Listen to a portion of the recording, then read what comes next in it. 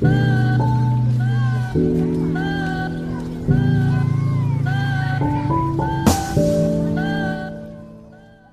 so today we're going to be replacing the stock intercooler off an 06 Legacy GT Limited.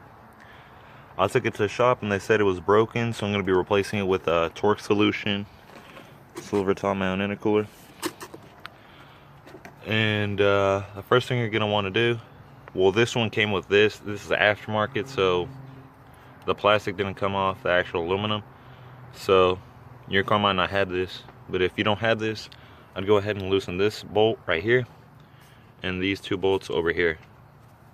This bolt over here at the very top on the right is a 14. Shouldn't be too hard to loosen.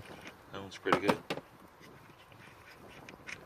Make sure not to lose any of the hardware. These bolts over here were a 12mm socket. Weren't too hard to remove. Got both of them removed already and got the top one removed. The top one was a 14, as I said before. Now what you want to go ahead and do is remove the stock blow-off valve or your aftermarket blow-off valve if you have one. You're going to want to go remove these with some pliers, the clamp off of it. Then remove these two bolts that should be a 10mm. Alright, now you should be looking at this after removing the blow-off valve. A little tip before you go ahead and do that: make sure before you take the two 10mm bolts out, you first take this clamp off, because it's going to be very hard to take off. Sometimes it's stuck on if it's never been taken off. So take this one off first, or make sure you can take it off first, then take off those two and the little hole. Alright, after this you should loosen the little hose that connects to the other side of the intercooler. Over here you should be able to loosen that up with a flathead.